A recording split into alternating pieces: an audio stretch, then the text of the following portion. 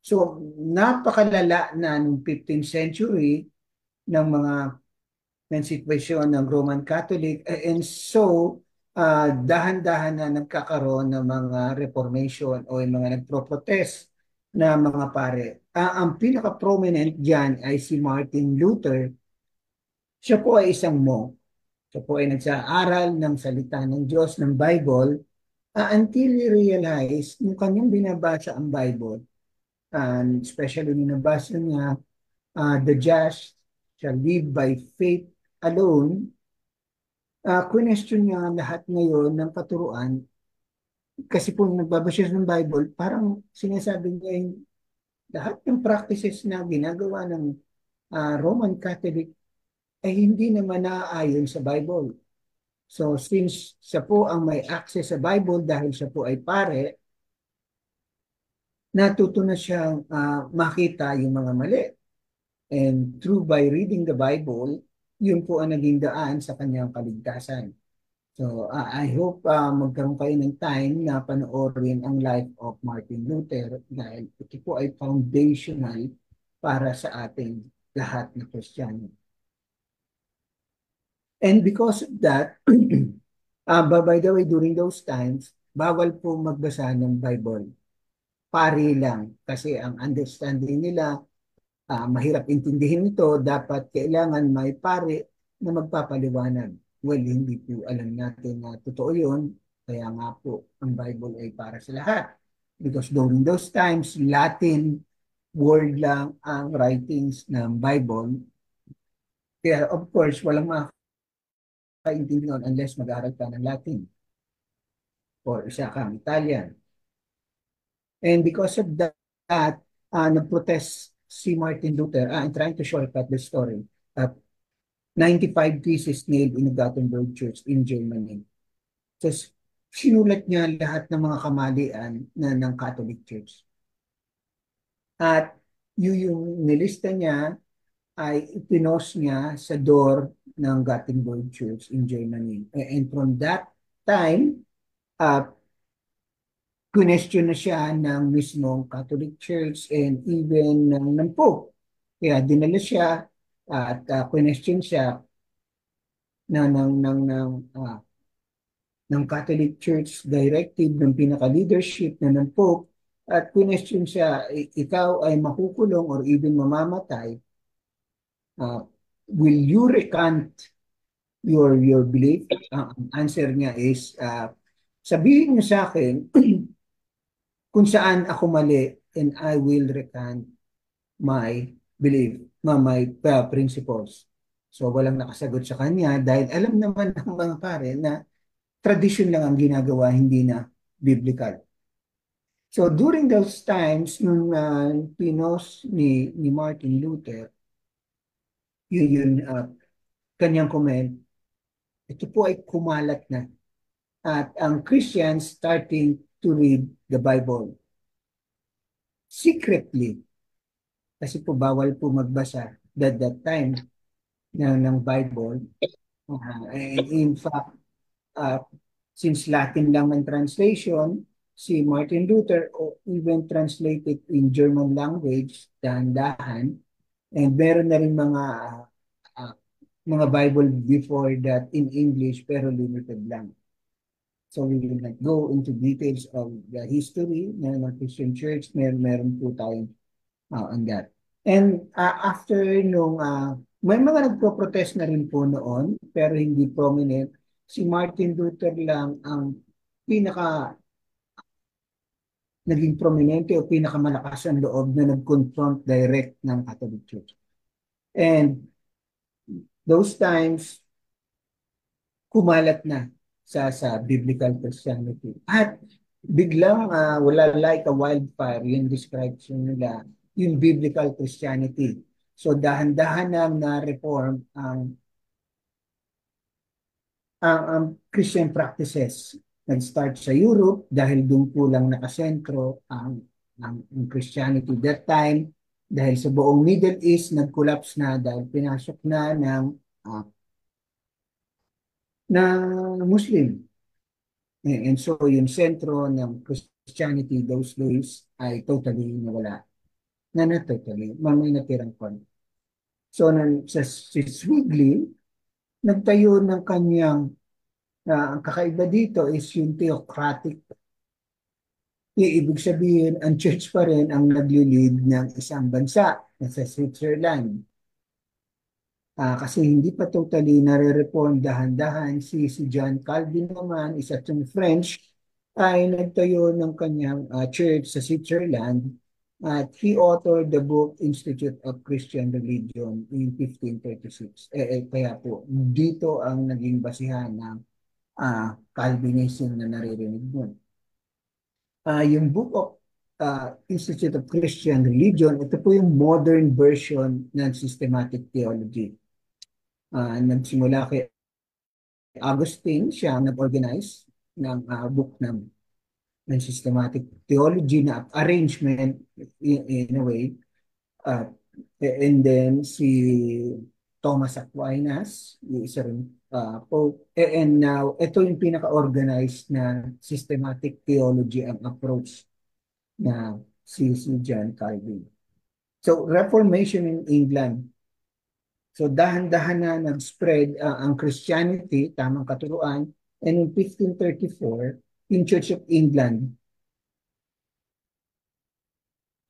uh, na, na, na, na-reformed na, hindi na sila sa Catholic at nagtayo sila ng Church of England. Well, the idea is politically, dahil mahabang storya, ngunit galit ang hari sa Rome, so nagtayo sila ng kanilang sariling version ng Catholic Church of England at kung Anglicans, ito po yung mga Anglicans. Ngunit meron pa rin inadapt sila sa mga na so during those times, may mga taong nagpo-protesta na sabi hindi naman yan ang tunay na katuruan ng Bible sa Church of England at they're just questioning yung mga practices dahil meron pa rin pong mga tira-tira na ginagawa ang Church of England na katuruang pang-Katoliko. And so, ang tawag po dito sa mga taong naniniwala na Bible alone ay yung mga Puritans. So in 1662 to 72, they persecute yung mga Puritans sa England. Sinasabi nila mga nanggugulo at dahil nga itong mga Puritans, they insisting na dapat lang kung ano turo sa Bible. And so, pinersecute po sila. So, kumalat po yung mga Puritans sa buong mundo. At ang iba ay puntahan sa Europe. At ang iba ay sa US. That's why na-discover po ang Amerika. Of course, meron ng it's a long debate, but naging modern ng Amerika because of Christianity. And you will see that the whole world is really tumatakbo because of Jesus Christ. If you will notice, lahat ng history is always related to Christianity. It's always related. Yun po ang tunay.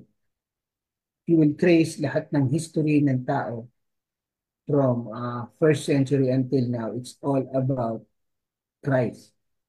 So yung Christianity, yung dumating sa Amerika, if you know the historical background of it, sila po yung mga unang mga Puritans. They are reformed in their theology, grace alone. And so finally sa US, they establish a church that is biblical.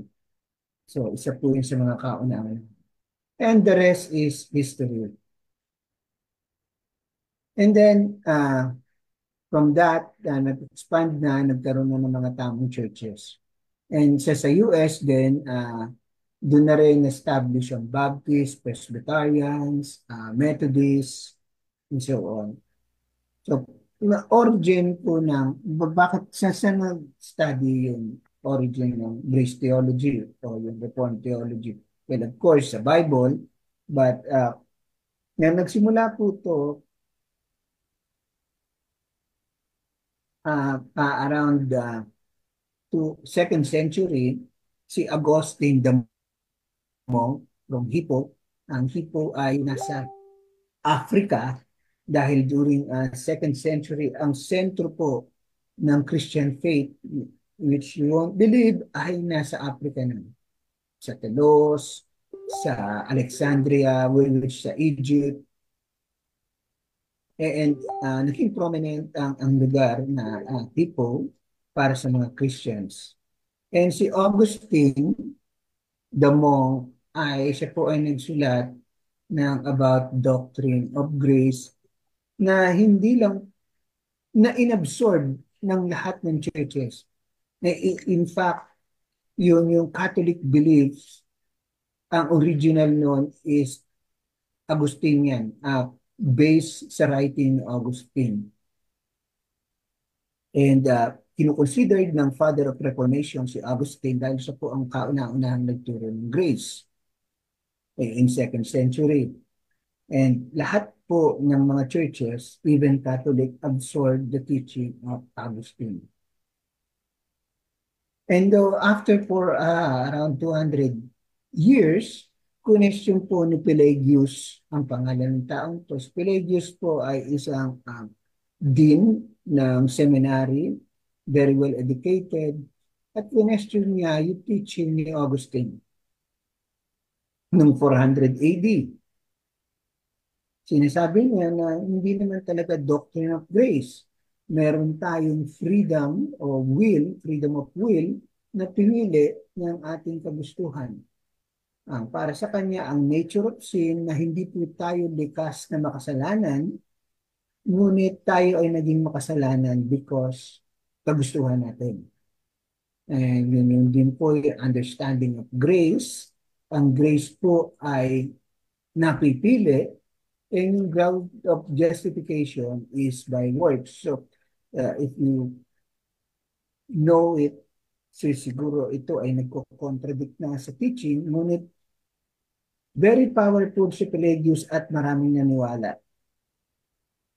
Ngunit nung nagkaroon na ng malaking issue throughout the whole world,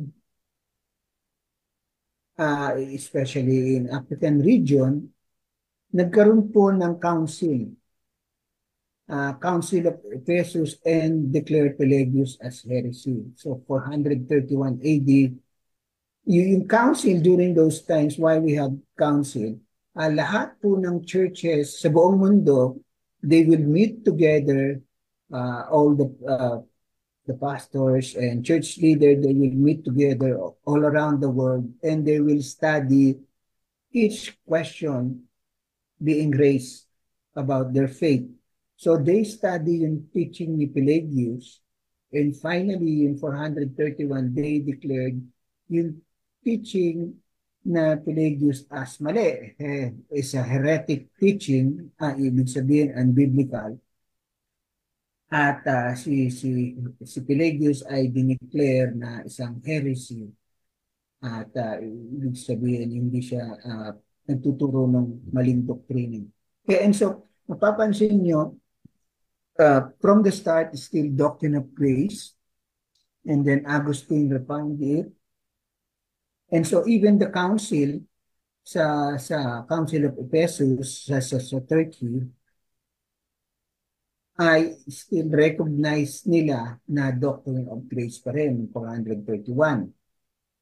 So, and then noong 5th century naman, after 100 years, meron pa rin natitirang mga followers si Pelagius, ngunit ang pinopose naman nila is yung semi-Pelagianism theology. No, so, noong 5th century, nag-propose naman sila yung hindi pure na Pelagian, but it's a mixture, a midway between Pelagianism and Augustinism. So ano po yun? Ang principle na yun basically is man is corrupt by original sin. They now recognize that it's an Augustinian teaching. Ang tao daw ay corrupt originally, but merong karapatan ang tao that the people have the right to choose but they can deny salvation. So pag present daw sa kanila ang salvation, pwede nilang piliin ito. May free will sila. So it's a mixture between Augustinianism or grace by grace, and Pelagianism is by works. And then, nung lumakas na naman ang Semi-Pelagianism, nagkaroon na naman ng council. They called all the church leaders all around the world sa Council of Orange, sa Europe. And finally, yung teaching na Semi-Pelagianism, they declared it heresy again in 529 after 100 years. So, na-maintain pa rin yung biblical teaching about doctrine of grace. So, grace pa rin po. And then, after that, pumasok ang Dark Ages and wala pong nag-aaral nun. Kanya-kanya lang, puro castle lang nun. At kaya Dark Ages, walang development ang tao. Until, I hope magkahilig kayo if you're Christian sa history dahil napakahalaga po nitong part sa ating faith. And dahil na finally, God is so faithful sa atin at binigyan niya tayong chance na makarecover. And so, noong 13th century, nabalik yung Enlightenment time, ibig sabihin, na nagsawa na ang tao sa mga barbaric way. And finally, nahilig po tayo ulit, ang tao nahilig ulit magbasa.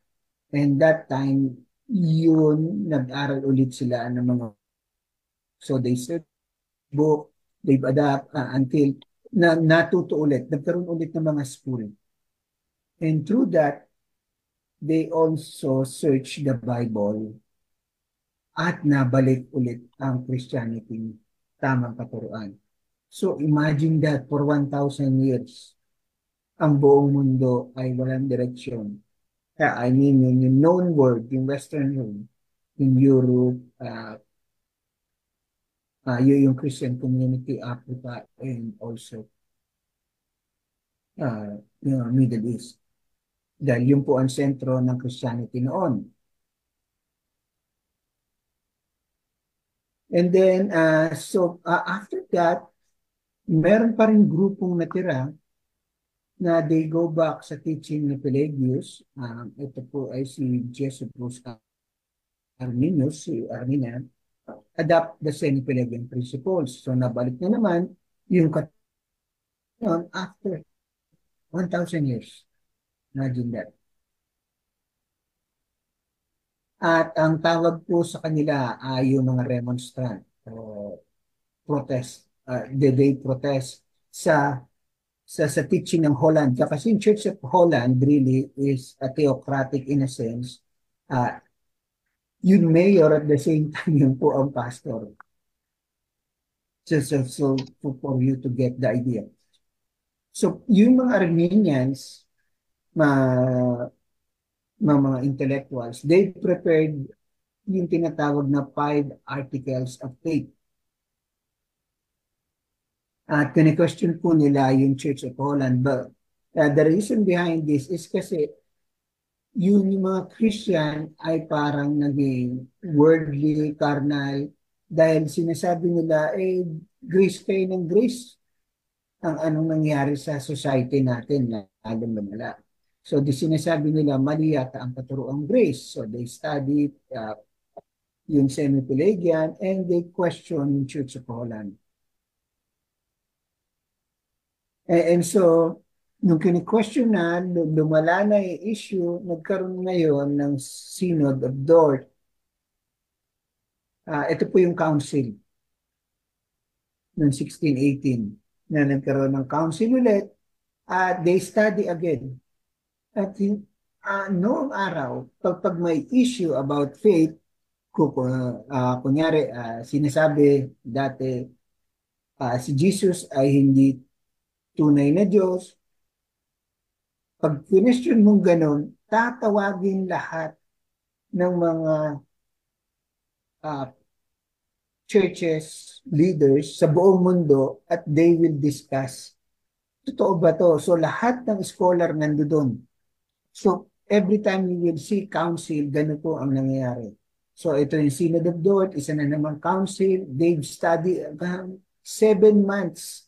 Andun lang sila sa Dort, sa Europe, para pag-aralan lang, tama ba yung tinuturo ng mga Armenians ngayon? So for 7 months, pinag-aralan, pinagdebatihan nila, andiyan dyan mga magagaling sa Greek, sa Hebrew, they study it, and they finally decided na ito ay maling katuruan. Again, so yung grace theology still remain. And yung mga followers ni John Calvin responded with 5 points of Calvinism. Kaya lang po nagawa ang 5 points of Calvinism dahil po in response sa 5 articles of faith na ginawa ng mga Armenians. So we will go through that sa details later, yung 5 points of Calvinism. Yun po ang respond ng question ng mga Armenian nung gumawa sila ng kanilang statement of faith. Ang respond is yung 5 points of Calvinism. And so, after 7 months of studying God's Word, yung council ng mga churches sa buong mundo, in a sense, sa buong Europe, declared na yung Armenian article ay mali. So, mapapansin, even in 15th century, doctrine of grace pa rin ang nagro-rule. And so, yung universal church, ibig sabihin, yung body of Christ sa buong mundo is accepted yung 5 point of Calvinism. Now, so during those days, nag-expand na ang Christianity, and its group ay gumagawa po ng confession of faith na maaring ang iba sa atin ay bakit kailangan pa confession of faith? Well, lahat po ng mga Christian churches noon ay may statement of faith. So if kayo po ay isang church, you should have confession of faith. And if you don't have any, hingi lang po kayo kay Pastor Roderick, meron po siyang copy at malaki pong tulong po. Bakit kailangan? Para may guide po tayo sa ating faith. At hindi lang po natin mangungopya sa iba ng mga ibang practices. So, meron po tayong guidelines. Parang constitution natin. Iba pa yung constitution ng church is about how the church function, but yung confession of faith is what we believe. So, confession of faith is a written formal statement that acknowledge, declare, and give evidence of religious belief. So, nandoon po, if you don't have any background about confession of faith, nakasulat doon, one is God. How do you find God? Do you believe in Trinity? About Christ, si Christ, ano po ba si Christ sa inyo? Siya ba ay Son of God or isang tao lang na nakastate po lahat doon? So, historical creed. Nagsimula po yung mga creed na yan, lahat po ng mga churches in the old century, they always have creeds o yung statement of faith. Nagsimula yan sa Apostles' Creed, siguro naririnig niyo yan, no? I believe in God, the Holy Catholic Church, but it doesn't mean the Roman Catholic. Catholic means the United Church sa buong mundo. No. So, ito po yung Apostles' Creed. They say that's written by the Apostles, pero hindi po. Yung mga followers lang niya. Kasi nagawa to 2nd century na. So, wala na po mga Apostles. So, kaya lang Apostles' Creed kasi mga followers pa ng Apostles, mga talagang tinuruan nila. And then, nagkaroon ng Nicene Creed, declaration ng mga faith. Mapapansin nyo, nagkakaroon ng council, nagkaroon kasi ng council o yung meeting ng buong churches sa buong mundo sa Nicaea, kaya naging Nicene Creed. Kasi bakit nagkaroon? They question yung Si Jesus ba ay tao at hindi? Maraming question during those time. Ano po yung mga books na we considered canonical? So sa Nicene Creed, they made the statement na tinatawag na Nicene Creed at dineclared ito po ang aming paniniwala. So if you will study the Nicene Creed, ito po yung pinakabasihan. Magandang basahin yung Nicene Council at makikita nyo yung picture ng Christianity noon. Dahil mahaba po ang pinagdebatehan nila about si Kristo ba ay tao lang o Diyos talaga. And then another prominent, mamarami pong ibang creed, at sinasabi ko lang mga prominente. After 2 century, nagkaroon naman ng Athanasian Creed. Si Athanasius, one of the few very educated uh, theologians, at inadapt ng churches sa buong mundo yung kanyang ginawa. At from there, dun si Athanasius din ang kauna-unahang nag-declare na ito lang yung mga books, 66 books lang. Hindi po yung ina-adapt ng iba na more than that. Yun lang po ang canonical books. At the whole churches accepted that. So kung may mga ibang books, wag na natin pong paniwalaan yun dahil dineclare na po yun noong araw pa na hindi canonical, hindi salita ng Diyos. Okay? And after, mapapansin nyo, walang statement of faith for the last 1,000 years. From 5th century, next is 15th century. So, dahil walang direction ng mundo for the last 1,000 years. And then, lumabas na yung Hildenberg Catechism. Catechism is a declaration of how the church function. So, it's a question and answer. What is our faith? How do we function this? Gaganon din yung council, the canon of Dort. At from this time, yung church council sa buong mundo, they adapt yung 5 points of Calvinism in 1618 and Westminster Confession of Faith. Mostly Presbyterian at even yung Baptist na nagpalabas din ng kanilang statement of faith. And mostly denominational ang mga statement of faith dahil ilan lang pala naman yun Presbyterian, Baptist, iba pa.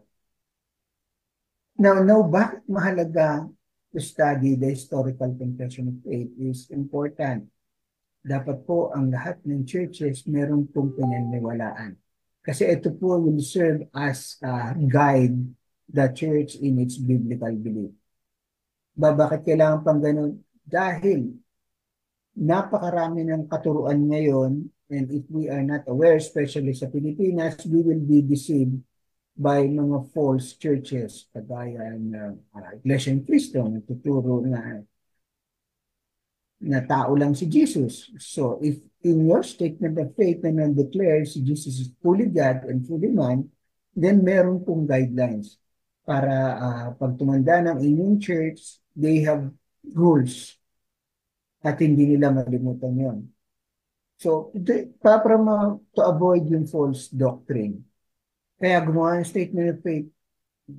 Dahil noong pa man, noong 1st century, na nagsasalita pa ang mga tao ng Greek, alam pa nila ang Hebrew, so tama pa ang pagkaintindi na sila sa Biblia, they already declared yung mga maling teachings. And so, most of us, dapat i-adapt lang yung mga statement of faith noon and refine it. So, ganun po ang ginagawa ng mga churches. Ngayon, that's why makakarinig ka ng mga churches, we are confessional. Ibig sabihin noon ay meron silang statement of faith. So, yun po ang background behind that. A very short, brief history ng Reformed theology. Now, yung modern Reformation, noong 18th century, bumalik yung nagkaroon ng debate again from 17th century, 18th century, wala lang debate. Until 18th century is Asahel Nettleton versus Church Pinard. So, nagkaroon na naman ng debate ng semi-Pelagian. And si Carl Pino, nag-insist na naman na kanyang grace plus work na theology, at ito po ay inadapt na ng mostly a lot of churches even now. At so dahan-dahan bumabalik na naman ang mga katuruan na hindi lang by grace alone but also by a little work to maintain salvation. And so lumala ng lumala yan. Recently lang, 1994, nagkaroon ng United Forces. I will say that in evangelicals and Catholic together. So even mga prominent na evangelists, they naging itong evangelicals and Catholic. So marami pong nagprotesta. Although marami rin sumali, na nag-join force ang evangelicals and Catholics. So bakit marami nagprotesta? Kasi mag-contradict eh. Yung isa, evangelicals, they believe in evangelium, but gospel, and at the same time, Catholic believe in practices. So yun yung mga faithful sa Bible, they protest, especially si R.C. Sproul ng Legionnaire Ministry. Siya po ay nag-protest at they separate themselves at tinayo nila yung Alliance Confession of Alliance of Confessing Evangelicals in 1996. Kailan lang? And they announced also a statement of faith o yung tinatawag na Cambridge Declaration. At doon po lumabas yung five solas. Yung five solas is not really an official statement ng mga reform for the last few centuries, and only in 1996 they used the word five solas. Yun nga, yung sola scriptura, by faith alone, by scripture alone, by grace alone, through Christ alone, glory to God alone. Kasi po inatake na naman ng kalaban ng mga maling katuruan about our belief. That's why they declared another statement of faith in modern times. And the latest is yung Cambridge Declaration 1986. So why five solas is significant to Christianity? So last part na po to, in our short brief history, well, the five solas remind the Christian that we exist for God's glory alone, and not for our humanist idea that is focused on himself, yung self-centeredness, yung man's glory, but only God's glory. Everything that is happening in our life is driven by God in order for us humanity to give Him the glory. So everything that is going in this world is for God's glory and not for our glory. Another thing is the five solas remind Christian that Scripture alone has the final authority in our Christian principles, understanding, and practices. So Bible lang po ang may final authority, and it means it's not our man-made tradition, even church tradition, human rules, even how good it is, and methodologies, even how good it is, but only what is written in the scriptures. That's why they call it scriptures alone. Third is five solas remind us that Christians, that Christ alone is the way to salvation. Jesus Christ is the only qualified Redeemer, Savior, Mediator. It means there's no other way to salvation, not our religion, nor by other means. Fourth is the five solas remind us Christians that our salvation is by grace alone and not a product of our own good works. It means that grace is a free gift of God. And hindi po natin pinaghirapan. Finally, five solas remind us that Christians that our salvation is through faith alone in Christ Jesus and not by works. So yun po ang uh, tenets o yung understanding ng Reformed theology, which is Reformed theology is really what the Bible teaches. Okay, so yun lang po. I hope you got a brief understanding of Reformed theology. So let's close in prayer and then we will do our question and answer part. Let's pray. Lord, thank you for this night na you allowed us to know more about you uh, and your saints, Christian believers from centuries, that they stand for your word, according to your word, by your word only.